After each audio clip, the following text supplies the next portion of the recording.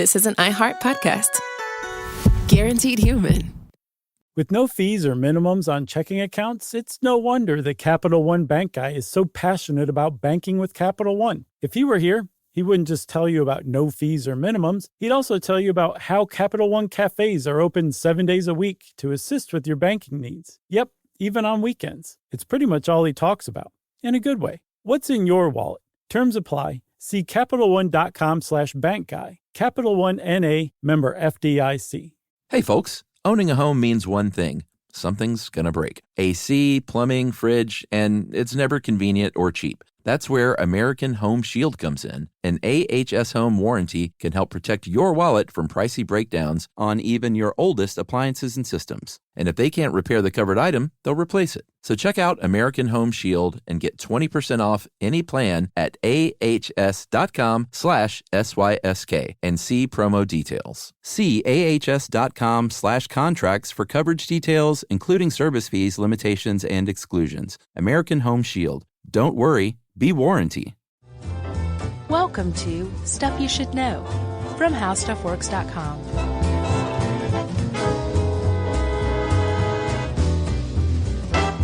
Hey, and welcome to the podcast. I'm Josh Clark, and there's Charles W. Ribbit Bryant. There's Jerry Budweiser Rowland. Oh man, that's a old callback. Mm-hmm. The Budweiser Frogs. Yep, man. They were no Spuds McKenzie, I'll tell you that. I know. Remember when they were on their lily pads going, "What's up?" Oh, yeah, I love that guy. Classic. Those guys. Man, we've seen a lot of ads in our lifetime, haven't we? We've recorded a lot of ads in our lifetime. We have. We've really been contributing to the pile. How you feeling? I'm feeling great. You feeling froggy? I'm really sorry. I had no idea this was going to happen. I am feeling froggy, and right off the bat, we should go ahead and thank Tracy V. Wilson, Yep. of Stuff You Missed in History class, because this is one of her great animal articles. Yep. She's written the best. She really has. This one doesn't contain the words mouth. What was it? Mouth parts. Mouth parts. That's right. No, Yeah, she tried to work it in. It got edited out, I think. That's right. So we're talking frogs today, Chuck. I can't believe we haven't talked about them before. I know. I love frogs. I love them too. And it's sad for us then, because it turns out that frogs apparently are going extinct at an alarming rate. Entire species just dropping off the face of the earth. In fact, one species went extinct here in our fair city of Atlanta. Did you know that? Oh, really? Yeah, last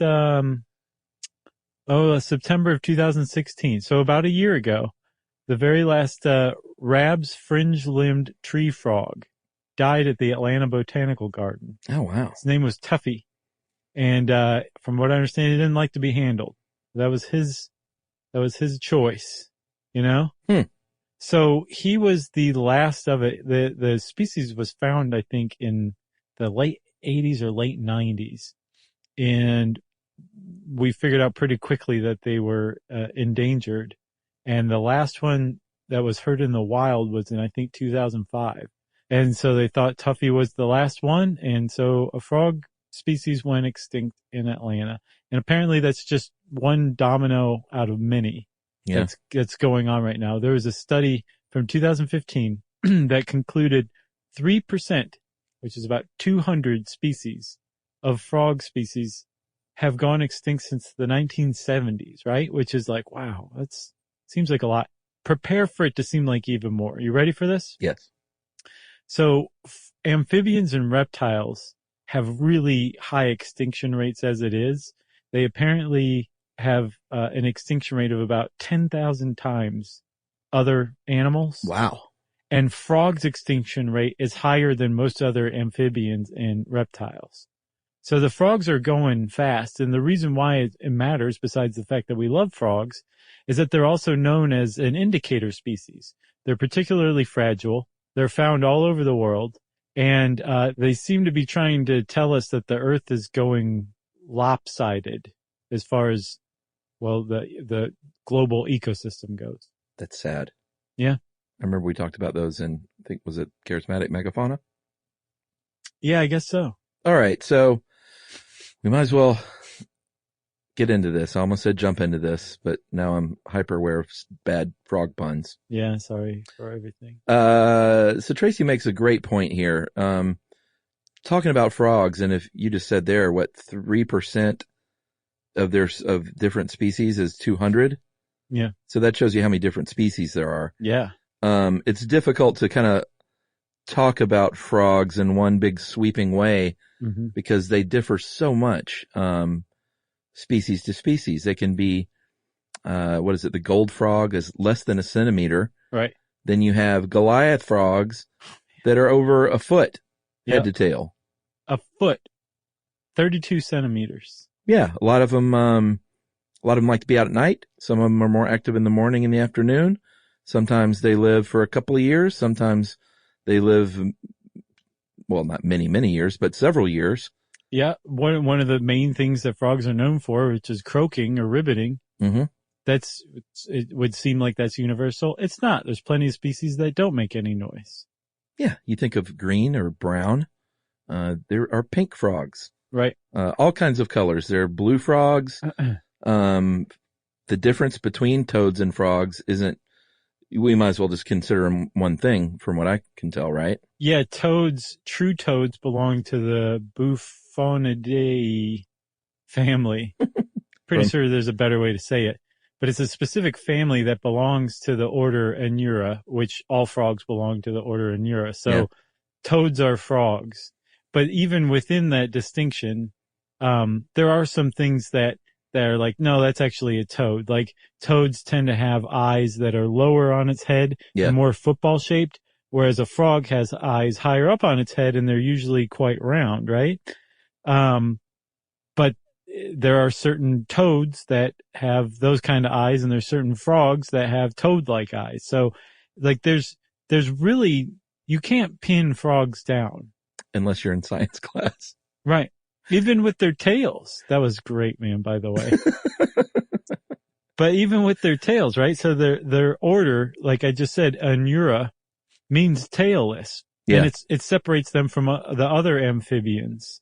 The fact that frogs don't have tails across the board. Actually, no. There's 2 species that have tails. Yeah, they're very vexing. There's the coastal tailed frog and the mountain tailed frog. And I looked them up, they're little tiny tails, and they are the reproductive organs of those species. It's a penis then. I don't understand why they don't just call it like the penis frog. There actually is a scrotum frog get this, there's a scrotum frog population at Lake Titicaca. You can't make this up. This is what frogs are here for, is just to say amazing things. Here's one thing I didn't know, and we're going to be dropping in frog facts throughout.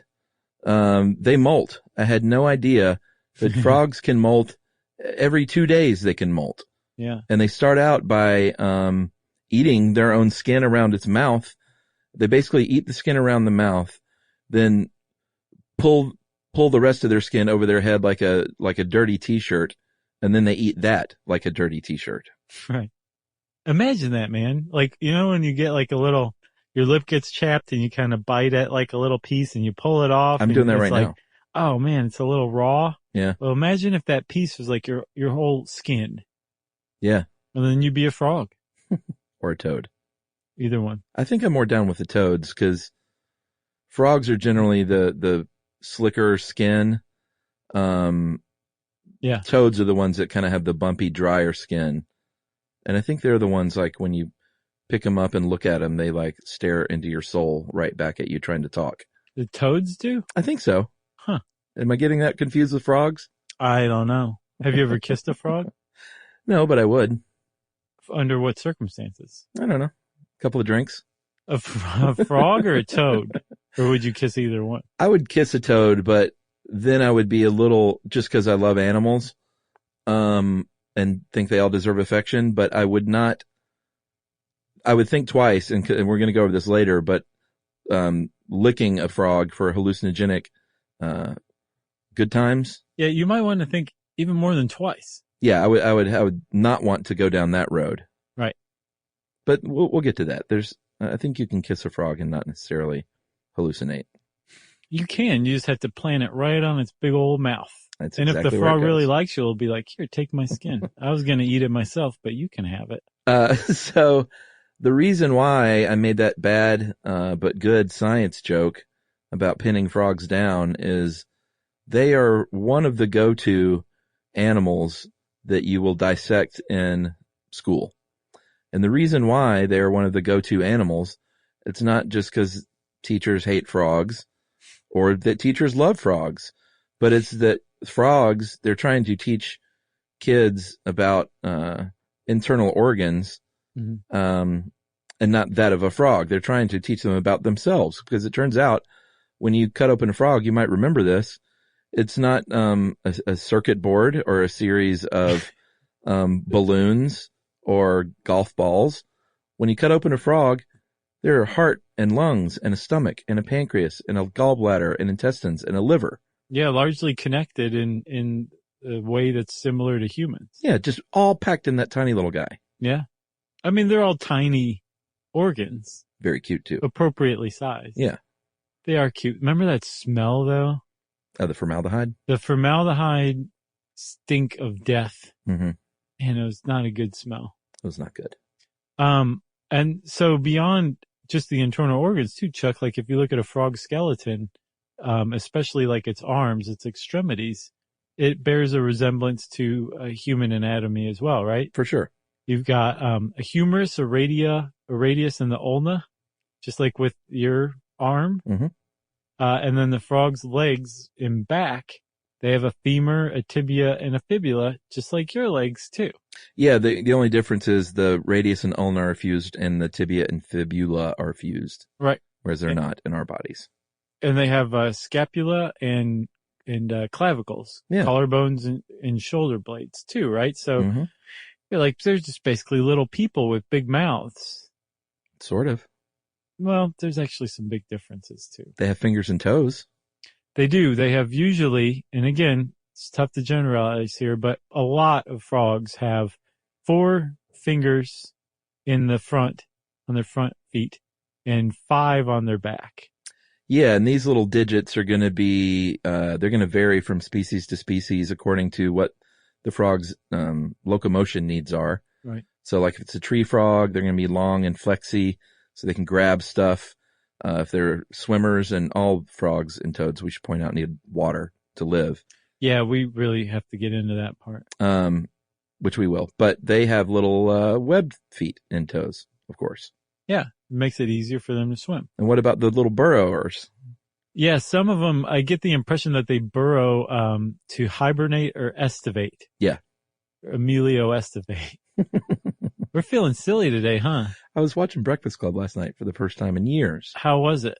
It holds up, and I know that movie by heart. It's really remarkable how well I know that movie. But it does hold up. I think so. Wow. The only thing that,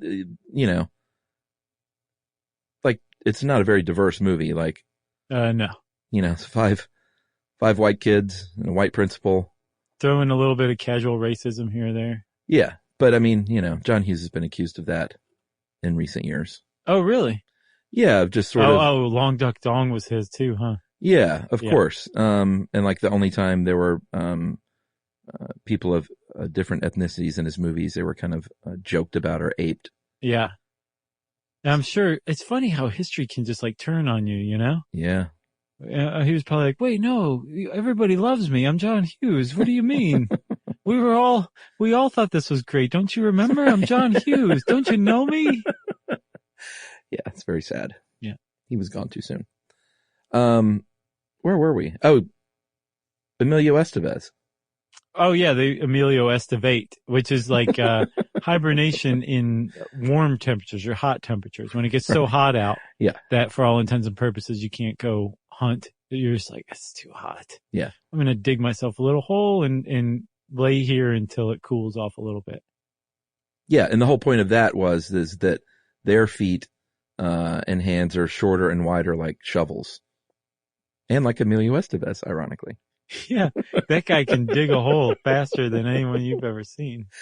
What are some of the different things? They don't have necks. You ever look at a frog? He doesn't have a big long neck that turns around and looks at you. They're just sort of these little squat heads sitting directly on their bodies. Yeah, like Fred Flintstone. Yeah. And as a result, they can't turn their heads, right? No. Can't lift them up or down or turn them. If a frog ever turns his head and looks at you, then that is a evil possessed frog. Right. Which, I mean, if a frog's sitting there staring at you, especially if they're suddenly joined by some companions, you should probably run away. There's just something super creepy about them. I can't remember the movie, Chuck. What was the horror movie that features lots and lots of frogs?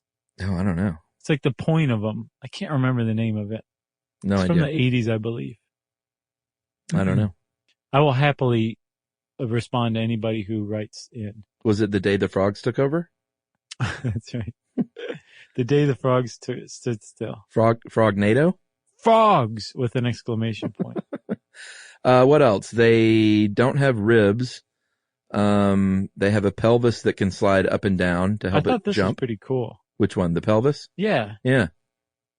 This is what, it has like a hole in it and it slides up and down the spine? I think so. So it can help it jump.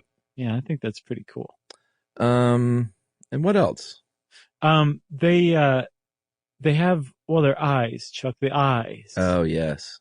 They have, so like I said, frogs typically have eyes that sit on the top of their head and they can see quite well in like a very wide, angle. They have a wide view. Yes. Vantage point. Could have put that better, but that helps compensate for the fact that they can't turn their heads, right? Yeah. But apparently, as Tracy says, what one eye is getting in information is not really overlapping with the other eye. So they don't have binocular vision. They have vision from two different eyes. And, that sounds like, okay, whatever, who cares? But if you think about the depth perception it would take to pick a fly out of the air with your tongue. Yeah. It suddenly becomes quite impressive that they don't seem to have binocular vision. Totally. And did you do any research on their tongue? No. So, Chuck, their tongue, right? Yeah. They don't have a tongue that's anchored to the back of their mouth like we do. Sure. It's anchored to the front and they can throw it out. And there was this one researcher who I think is working out of Georgia Tech who filmed leopard frogs. And the leopard frog can catch an insect with its tongue in 0.07 seconds. Wow. Which is 5 times faster than humans blink. Holy cow. Right. So, researchers wanted to know, like, how are they doing that? If you're hitting a fly with your tongue, you're going to knock it away from you. How do they grab it? Well, sticky, and right? They figured that, yes, there was something sticky, and they determined that frog saliva is a non-Newtonian fluid, which, remember, we covered that in the ketchup episode. And just like ketchup, a frog's saliva can turn sticky, or it can turn less sticky when you apply force to it. So when the tongue, and the saliva on the tongue more importantly, comes in contact forcefully with an insect, it thins out and it covers the insect. But the moment it starts coming back and the force reverses, and I'm sure I just got that wrong. I'm going to hear about physics from everybody. Yeah. But once it stops being thin, it goes back to being viscous and somewhat sticky. And so now the fly or the insect has been covered in this sticky goo and is attached to the tongue and is being brought back into the frog's mouth. Wow. And all that happens in less than 0.08 of a second. That's crazy. Yeah. I'm sure they have some pretty super cool slow-mo. Yeah, they do for sure. Well, but since you mentioned the tongue though, because it isn't anchored in the back of their mouths, they can't use the tongue to push food down. So when a frog eats, they also don't have like a jaw that can chew like you would think, like humans do. Right. So they just swallow it in a couple of gulps, and they actually, since they can't use their tongue, they use their eyeballs.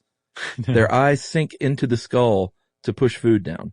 So I just have to ask, Chuck, where do frogs stand in relation to jellyfish and octopi now? Oh, wow. Not ahead of those two. Okay, so 3rd, 4th, 5th, 17th? Well, if we're talking all animals, I don't know where to rank them, but if we're talking crazy stuff you should know animals, I would go with number 3. Gotcha. For now. Okay. And on those eyes, they have what's called a nictitating. Is that right? Mm-hmm. Nictitating membrane. So you've probably seen when frogs or toads go to dive underwater, they have a film like, what's the other animal that does that? Seems like we talked about that. We have. They have a film that covers the eye. I think alligators probably. Oh, that sounds about right. Yeah. I think that's right, yeah. Which would make sense because alligators are reptiles. Yeah. And these guys are somewhat related to reptiles. All right, so that's a lot of initial frog stuff. Frog body stuff. So let's take a break. And let's talk a little bit more about frog body stuff. All right.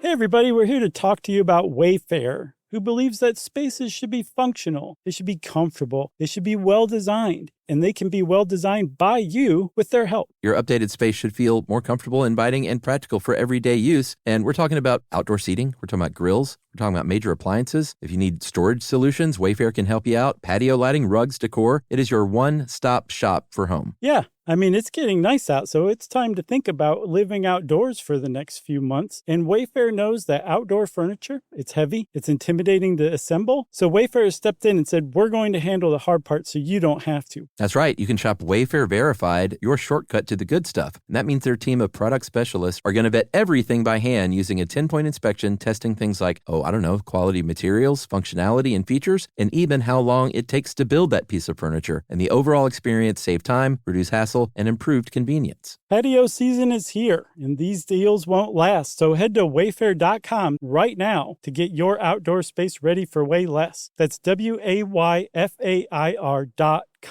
Wayfair, every style, every home.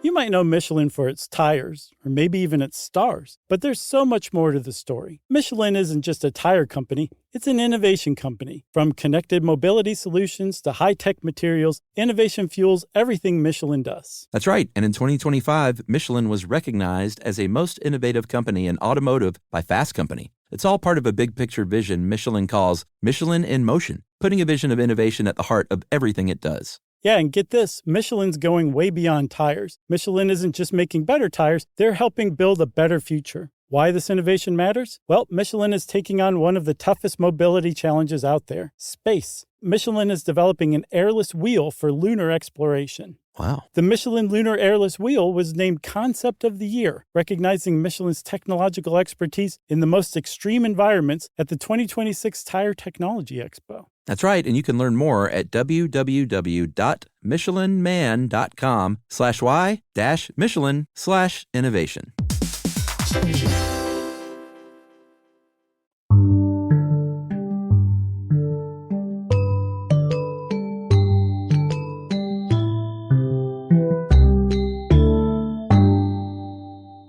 All right, dude. So we're back. We're about to talk about frogs getting it on. Well, quickly though, we never mentioned the ears. Yeah, that's a big one. You probably noticed that frogs don't have these big funny ears that stick off their head. Right. They do have ears. They're just not external. That'd be hilarious. They just have the little. That would be funny. They just have the little tympanum, the little eardrum behind each eye. Yeah, and you can apparently, if you know what you're doing, and most frog species tell whether a frog is a male or a female based on the size of their tympanum to their eyeball. In a male, I think the tympanum is bigger than the eye, and in a female, it's either about the same size or smaller. Yeah. So there you go. Now you know, frogs. And finally, we would be remiss without talking about the vocal sac, because frogs and toads are most known, at least to me, for that great, great sound they make in the evening time in the American South and all over the world. Yeah, it's pretty awesome. So, like you've seen pictures and video of a frog's, like their skin under their chin just suddenly turns into a huge bubble. Yeah. So what they're doing right then is they're taking in a tremendous amount of air and they're holding it in their vocals or in their air sac, right? Yeah. And they're moving it, keeping it in their air sac. They're not releasing it, but they're moving it around across their vocal cords. And that's what makes like the ribbit sound or the croaking or the trilling sound. Yeah. And it's pretty awesome. And one of the reasons why they're making those sounds, or at least one of the sounds, is they're attracting a mate, right? They're talking to one another. They're saying, hey, what do you think? Yeah, and that sound can be everything from a croak to a ribbit to like, there's this, I don't know, there may be more than one species, but there's this one I've heard this summer that sounds, and I've heard people call the police because it sounds like a child that's in danger. Oh, yeah, can you do an impression of it? No, I wish I could. It's just super loud, and it sounds like a child that's hurt. It's like a screaming sound. Oh, I've not heard of that one. Oh man, it's crazy sounding. Wow. Yeah, well, I'll send you a link. I bet you there's a YouTube recording or something. It's like peacocks going, help! Yeah. It's off-putting, isn't it? I still say that to this day because of you. Help! Because we got a neighborhood peacock that I've talked about. So, Chuck, when frogs are making these mating calls, right? Yes. They're saying, hey, baby, how's it going? Mm-hmm. And the frog might come over, or the male frog might say, I like your look. I'm going to climb on top of you. How about that? And there's actually, because frogs are in a lot of cases not sexually dimorphic, like you can't visually tell the difference between a male and a female frog of that species. Yeah. Apparently that extends not just to us humans, but to frogs as well, because there's something called a release call, to where if a male frog has mounted another male frog, the male frog that's been mounted will have a release call saying like, I'm a dude, buddy. Keep looking. Yeah, actually, they've actually recorded that sound in nature.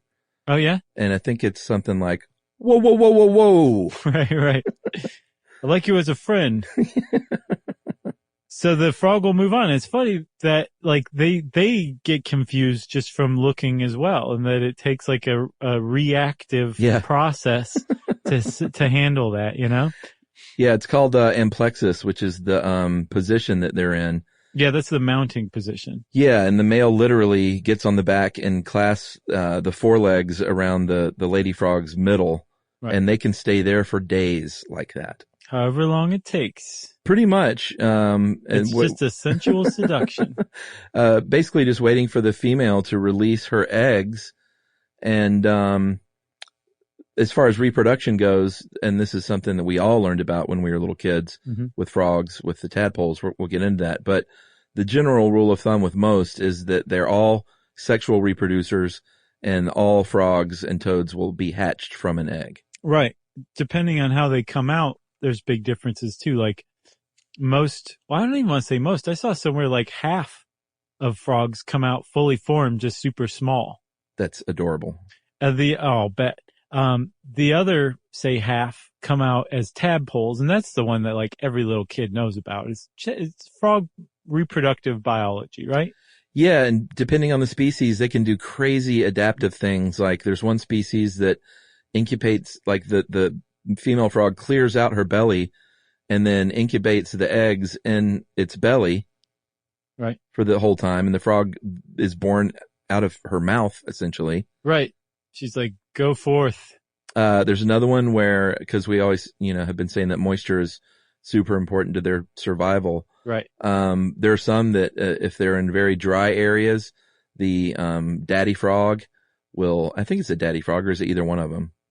It's the dad, from what I understand. The dad will pee on the eggs. Right. To keep them wet.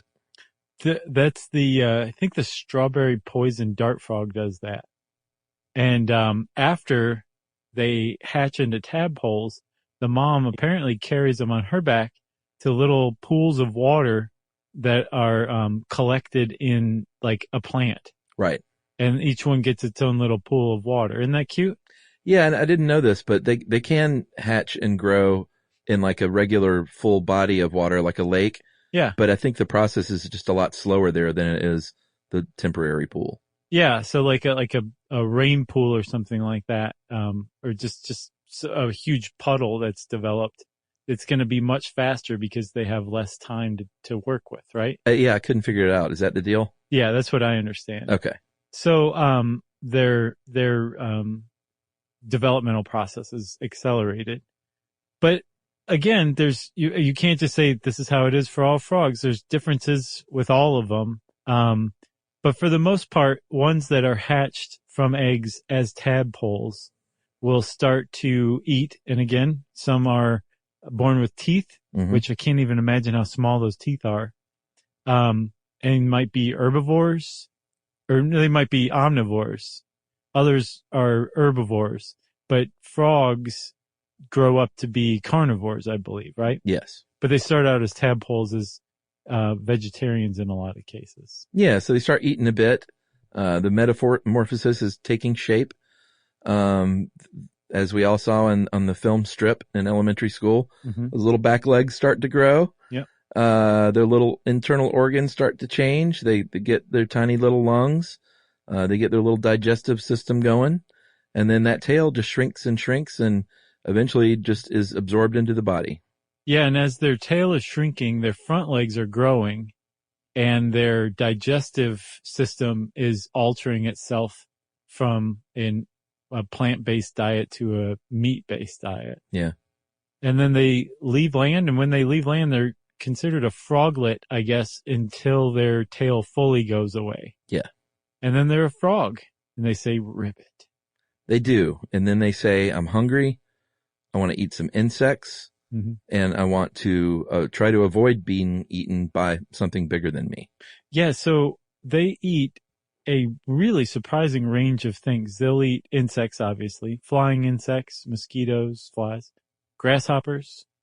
But they also eat worms, snakes, mice, baby turtles, other frogs. Yeah. They'll eat it all. They'll cannibalize one another, which if you think, it's so wrong. Cannibalism is just so wrong. It's actually a pretty easy and low-hanging fruit check on overpopulation. Yeah. Like if the species polices itself or polices its own population, that's actually pretty smart, really. Yeah, it's true. It's still dreadful. Like Paulette over there had 24 little baby froglets. Right. And I'm kind of hungry. Yeah, and apparently some tadpoles, the ones that will eat meat or vegetation, they'll eat other tadpoles too. Oh, really? That young? Yeah. Man. I know, they start them young. So, I just talked about avoid being eaten there. Frogs are very famous for having some pretty advanced defense mechanisms. A lot of times it's just all show, like they'll be super brightly colored, or the four-eyed frog, I was going to say the scientific name, but why bother, right? I practiced. Okay. The Physiolamus nattereri. Oh, very nice. It sounded so much better when I practiced. Well, because what you do is you say it like that once, and then the second time you say it just like it's in your vocabulary. The Yeah, but I said it nattereri. like 4 or 5 times. So there you go. Yeah, but you have to do it like right in a row, you know what I mean? Oh, I see. Like say it again. Physiolamus nattereri. I think you just do it with a little pizzazz. Yeah. So anyway, that's the four-eyed frog, and that's the dude that has spots on its back that look like eyes near the back legs. And to a predator, they're like, I don't like the looks of that thing, even though it's just for show. Yeah, which is kind of weird because if you look at it, it just looks like a frog going one way or the other. I don't know what's intimidating about it. Maybe that's what's scary. Like, I don't know which way that dude's going to jump. I guess so. He's a good going point. forward. He's going backward. A lot of frogs will use color. Like I was like, what is the evolutionary adaptation of bright colors for frogs? It doesn't make any sense. Well, apparently they do that to basically advertise to predators, hey man, I'm super poisonous. You do not want to eat me. Yeah, and it works. Even though they may not be. Yeah, it could be a fluke or fake. I mean, I've heard enough about that though, that if I was traveling in like the Amazon and I saw a bright blue frog, I wouldn't kiss that guy. No, that's a poison dart tree frog. Well, that's the other thing I was talking about. Show, a lot of it's for show, but a lot of it isn't. Some frogs have very highly concentrated toxins that, like the poison dart frog, like you said, and those dudes can be harmful to the touch to a human. Yeah, you can absorb that toxin through your skin. And apparently they make this toxin by collecting it from ants that they eat. They eat like poisonous ants. Crazy.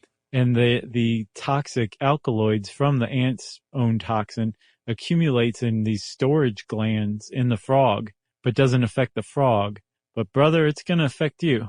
Yeah, so even that same, if you have a poison dart frog that's been raised in captivity and not fed those ants, I think it might have a little toxicity, but nothing like the real deal. I think that's how they found out. They were like, oh, wait a minute, this doesn't make any sense. Why would they become less toxic in captivity? Yeah, I've been looking this guy in the cage since he was born. Right.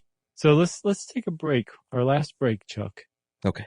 And then we're going to come back because we have more to say.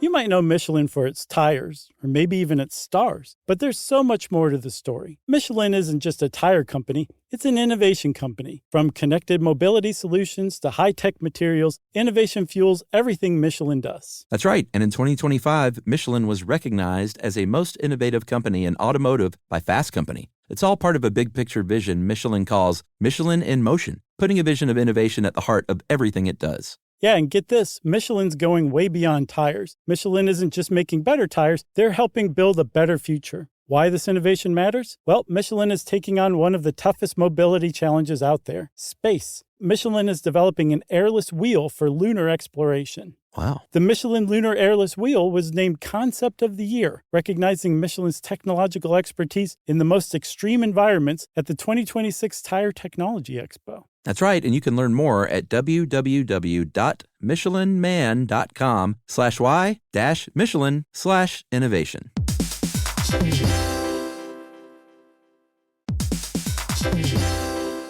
So you're considering getting a home security system, but you want something that fits your space. Well, with ADT Blue, it's easy to customize a system that's right for you and set it up yourself. Just pick the kit and monitoring system that makes sense for your home. Yeah, well, let's say you're worried about package theft right off your front porch. The ADT Plus app can walk you through setting up a new doorbell camera kit. Once it's installed, ADT Pros can help you keep tabs on it 24/7, or you can manage it yourself from the ADT Plus app. That's right. There are no long-term contracts, so you can change your monitoring plan whenever you want. The flexibility doesn't end there either. You can add to your system as you need with things like extra cameras or motion sensors. Some life decisions are hard, but thanks to ADT Blue, you can get DIY-trusted ADT home security in a snap. Head to ADT.com/BLU to build your system today. And to find out more about home protection, check out a new episode of Grown Up Stuff with security expert Joe Mazza out on June 9th.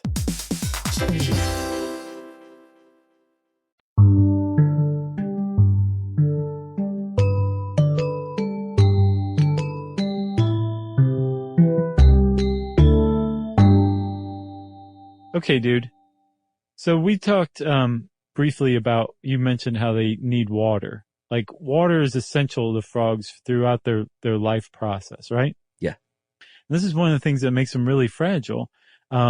In some cases, they're fragile because there are places where they may run out of water. Their water supply might dry up. Mm-hmm. And that would be really bad for a frog, because not only does a frog get a lot of its water through its skin, it gets some of its oxygen and does carbon dioxide and oxygen exchange in large part through its skin as well, right? So for all of this stuff to happen, it needs to be wet. Which means that if the water that they're coming in contact with, since they're so permeable and they take in that water so readily, if there's stuff present in the water, like toxins or pollution or something like that, it's going to affect the frogs as well. And since the frog species are fairly fragile, as far as species go, they're kind of like the Glass Joe of the animal kingdom. Remember him from Mike Tyson's Punch-Out? The first guy you'd fight? I never played that. What? I never played Punch-Out. You never did? No. Man, that was a great game. Yeah? I'm not gonna do my patented thing. What? Which is, I can't believe you haven't played that? Yeah. I don't think I had that system. What system was that on? The original Nintendo. Yeah, I never owned one. I had various roommates with those, Mm-hmm. so I was sort of subject to whatever games they liked. Gotcha. I never played Zelda either, you know. I was never into Zelda either. I liked Metroid though. Don't think I played that. All right. We played a lot of Super Mario Brothers, so. Yeah, that was so good. Yeah. Well, Glass Joe. yeah, that's right. So that's what frogs are. They're basically like a really fragile group to begin with. But if you start contributing to their demise through pollution and stuff, it's going to pick up much more rapidly. And we're starting to see that, right? Yeah, I mean, I often rant about not using chemicals in my yard, and it's not just because I have dogs, but it's, runoff from that stuff affects everything around my house. Right. And that's just on a small level. Yeah. You see it in large scale with, huge farms that use pesticides and insecticides, and that affects the local ecosystem as a whole. That's right. And it kind of gets across if you have like those sewers where they stencil spray paint like a fish or something. It says goes to wetlands or a stream or something like that. I think that's really effective. I think they should put that on all sewers basically. Yeah. Or maybe even a sign so you don't have to be walking over it to see it. Yeah, there you go. Like when you're driving by. Or just make it common knowledge. I think people know that, but they need reminders. Yeah, I think they do too. So that's one threat to frogs because of man. Another one is, people eating and hunting frogs to eat. Yep. They try and raise them on farms, but it's not the easiest thing to have a frog farm, apparently. No, they'll hop out of there. So hunting and capturing frogs to put on the menu in some parts of the world is a very big deal. So they're in steep decline in those places. Have you ever eaten frogs? I have had frog legs before, What do you but think? it's been a long time and it won't happen again. I used to, as a kid, go to this dinner theater in, I think Grand Rapids, Michigan is where it was. And on the buffet, they always had frogs legs. Yeah. And I would eat piles of frogs legs. Yeah. As like a 7-8-year-old kid, it was really crazy how adventurous I was, right? I would do anything to have a videotape of that. And, like I got fat off of frogs legs. That's tough to do. Yeah. So I wonder now if I would like them, but that's not to be because one of Yumi's greatest fears in the world is being anywhere near a frog. Oh, really? One of her top phobias is frogs, just in general, everything about frogs. So there's zero chance. There's actually a negative chance that I will ever be able to eat a frog leg again. Right. At least with her around. I'll have to fly up to Grand Rapids myself. That'll be your big dirty marital secret. Right. Where have you been? Well, we had Been a up show in Grand Detroit, so Grand Rapids. Yeah, we had wow. a show in Detroit. Scared of frogs. I've heard of that before, I think. You haven't? Or No, you I have. I mean, Yeah. I'm sure every animal out there has someone who's afraid of it. Sure. But, yeah, I didn't know that. Frogs. I like frogs. Yeah. It's good to know. Yeah. You're like, Yumi, what do you think of this? No, I know not to do that. That's good of you, Chuck. I wish I'd thought of that before I'd done it. One of the other big threats to frogs is global warming. They are ectothermic animals. So that means they rely on the environment to control their body temperature. They don't have that internal regulation. So if it's hot outside, the frog gets hot. And, if it's cold, they get cold. In the case of the wood frog, they live north of the Arctic Circle and they can freeze. This is remarkable. Mm-hmm. They can freeze up to 45% of its body in the wintertime to protect itself from damage. And then they thaw themselves out again in the spring. Right. But that doesn't help you if it's too hot. Well, that's when you Emilio estivate, when it's too hot. But this is Sure. this is just a few species that are capable of hibernating and estivating like this. Yeah. For the most part, frogs need, because they're ectothermic, they need a pretty stable temperature. Yeah. And from what I saw, even worse than high temperatures for frogs that's associated with global warming are temperature swings, like big Right. swings in temperature are really hard on frog populations. And that they think that's one reason why frogs have been declining. But from that one study that really established like there are 200 species that we've lost since the 70s, the guy who led the study was like, I can't say why. I have no idea. He's like, it's probably this, it's probably this, it's probably this. It's all these different things. But he said the thing that really made him nervous was that it was happening all over the world. But he didn't think it was just climate change or just global warming that was doing it. Yeah. One of the other things that frogs face that they know all about, but are having a tough time dealing with, is a kind of fungus called chytrid or chytrid. Which one did you come up with pronunciation-wise? Chytrid, but it could be either, I guess. CHY trid.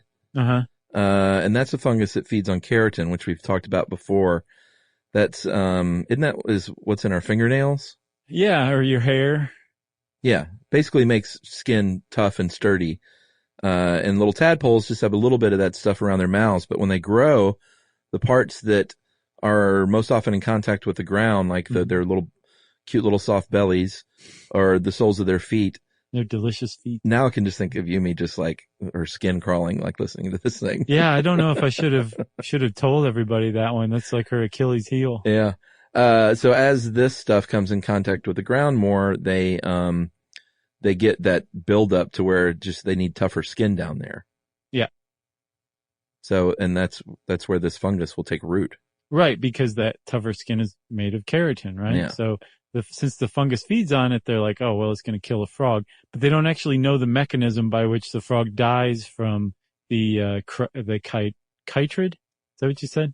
That's what I said. They think that possibly it is that the fungus releases a toxin, maybe? Yeah. That the frog takes in through its skin, or that it inhibits that gas exchange of oxygen for carbon dioxide on the frog's skin. But those are just a couple of hypotheses. They still have no idea. They just know it's killing frogs and it's killing them fast. And the reason why it's spreading so well, they've traced it back to the African clawed toad. Yeah, which it doesn't have a poor effect on them, but they can spread it to other frogs, and those have become an invasive species in a lot of areas. Yeah, because they're pets, and people release frogs as pets when they're no longer puppies. Which is something you should not do. No.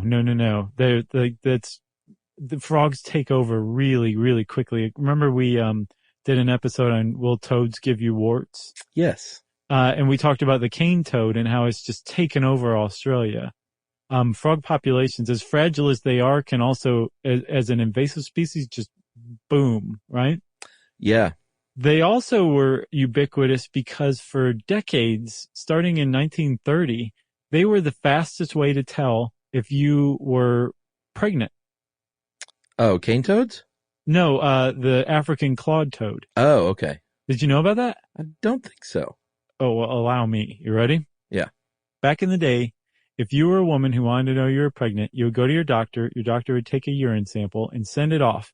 And at a lab, they would take a sample of your urine, inject it into a rabbit, and then they would kill the rabbit, cut the rabbit open, and inspect its ovaries to see if it had reacted to a hormone that shows up only in pregnant women. Yeah. Human chorionic gonadotropin, right? Yeah, which I've heard of that. Okay. So I guess it would be HCG is present in the urine of pregnant women. And you can tell very early on if a woman's pregnant from the presence of it, but they had the most roundabout way of all time to find out, to detect the presence of it.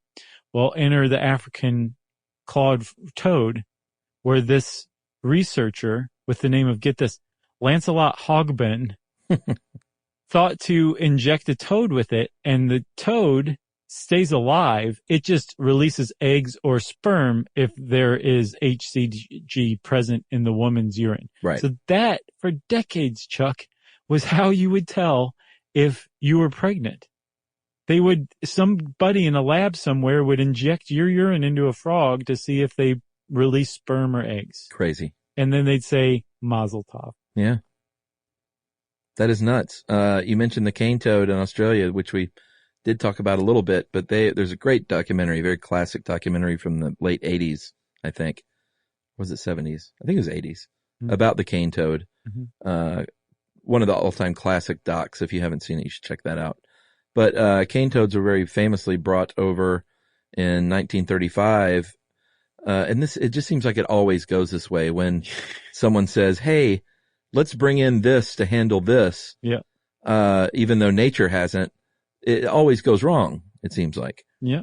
So they brought these cane toads over to take care of the scarab beetle But then once they got over here, the scarabs are eating the sugar cane crops.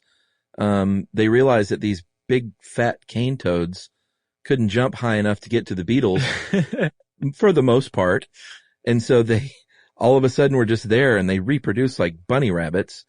And so before you know it, Australia, very famously had a cane toad problem, and I think still does, right? Oh yeah, it's big. They were advancing toward Sydney or Perth or some large city, just ruining cropland on the way. Yeah, they have a huge problem still, as far as I know. I just saw one recent thing. I don't know if it's still the case, but I think they found some ant that will kill these cane toads. Right? They're called meat ants. Okay. Which sounds like something out of a horror movie. Yeah, that does sound pretty bad. But I don't know if that's still the case, but I do know that Australia spent a lot of money over the years trying to control the cane toads. Yeah. And yeah, as far as I know, they still have a huge problem with it. Maybe, Josh, we will see some in 2018 when we, fingers crossed, visit Australia to do live shows. That'll be great. We're going to go catch a couple and at least get a couple out of Australia's hair while we're there. Yeah, so that is sort of a pre-announcement. Hopefully we're going to be hitting Australia and New Zealand next year. Oh, is that what you were doing? Yeah, if everything goes well, that is the plan. Okay. Yeah, no, I'm pretty psyched about it. I just have to find some good pills to get me through that flight. So I'll tell you what you could do for the flight back. What's that? You could take one of those cane toads, squeeze it, and then lick the secretions. Yeah, so that's a real thing. If you've heard, hey, will licking frogs make me hallucinate? That is actually a real thing. And there are, in the 80s, the Australian government, and this doesn't just happen in Australia, they have outlawed cane toad secretion under the Drug Misuse Act. And there's another chemical called bufotenine that is, in the U.S., a controlled substance. Yeah, from the Colorado river toad. And you can own a Colorado river toad, but buddy, you better not lick it, because that is illegal. Yeah, so what do? You squeeze the parotoid glands behind the eardrums. Yeah. There'll be an oozy, milky substance that leaks out. And then you can either lick it right there, right, or you can collect it, dry it, and smoke it. And here's the thing. Like, don't do that. No. Do not do that. Not just because it's illegal, it's a controlled substance, but because you have no idea how toxic that chemical is, how potent it is. You can't control the dosage. Yeah. And so if you overdose, you will probably suffer cardiac arrest and die. Mm-hmm. And there's no way for you to know whether you're going to trip, because this stuff has like it's from the same family as DMT, dimethylethamine, right? Ethylenamine. Man, I practiced that one too. But DMT, it's in the same family. So it will either make you trip or it will kill you, and there's no way for you to tell ahead of time. So there's really no reason whatsoever for you to be licking toads. No. Your Uncle Josh and your Uncle Chuck are telling you, straight out, don't lick toads. Agreed, and yet people have been doing it since, at the very least, 1150 BC. Mm-hmm. They found archaeological evidence pointing to South American Indian tribes licking frogs. Yeah, Colorado river toad. And of course, it's in Colorado. Right, exactly. Like, yeah, man. I'm going to christen these new hiking boots by licking a toad. These new sweet Basques. Right. What else you got? I got nothing else. That's frogs. That was a long one. Yeah, we haven't done a good old-fashioned animal episode in a long time. I know, I missed it. Well, if you want to know more about frogs and toads, TS, because there's nothing more to know. But you can support Tracy V. Wilson by going and reading this article on howstuffworks.com. You can also go check out her work on Stuff You Missed in History Class, that great podcast. Agreed. And since I said Stuff You Missed in History Class, it's time for listener mail. I'm going to call this the secondary follow-up to the Satanist episode. And this will probably be the last one we read. Okay. Just listen to your show on Anton LaVey and Satanism, guys. As a former leader of a secular interest group, I'm embarrassed to say I'd never heard of him until your show. It's hard to believe. Yeah, it is. I've always believed that the best way to show how absurd religious endorsement is taking it to its logical conclusion. Although the flying spaghetti monster demonstrates this through parody, I have no idea there was a group who was demonstrating this through practice. I believe secularism is a good thing for everyone, including my Christian friends. Although I think Satan is a dubious hero to champion secularism for the mere reason of the knee-jerk reaction to the name Satan, I am not at all opposed to the Church of Satan's idea to hold up a mirror to those working on religious establishment. I want to say thank you for faithfully reporting on people like Satanists. It's hard to argue the position when you stand to gain something from your position. You guys have the advantage of reaching people while their guard is down, and you used it to challenge their views on something as unequivocally evil-sounding as Satanist. I very well may become a secret Satanist after your podcast. Take the plunge with me, Chuck. And that is from Travis Romero. Well, thanks a lot, Travis. If you want to get in touch with us like Travis did, you can tweet to us at SYSK Podcast or join us on Facebook.com/Stuff You Should Know. You can send us an email to stuffpodcast@howstuffworks.com. And as always, join us at our home on the web, StuffYouShouldKnow.com. For more on this and thousands of other topics, visit howstuffworks.com.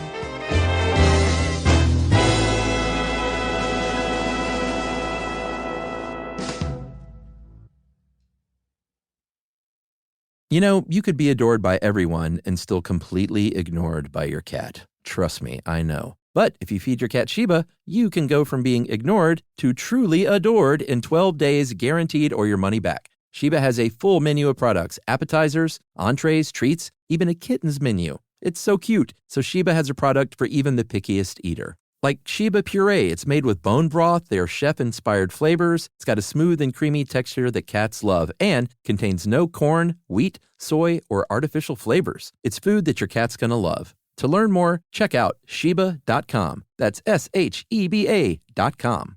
Introducing the all-new Mazda CX-5, featuring more connection. Hey Google, where's the nearest Pilates class? Safety that has your back. More discovery on the scenic routes. More passion in the details. And more control in changing weather. The all-new Mazda CX-5. More to move every side of you. See it in 5 films at MazdaUSA.com/5sides. Google is a trademark of Google LLC. Sequences shortened and simulated. This is an iHeart podcast. Guaranteed human.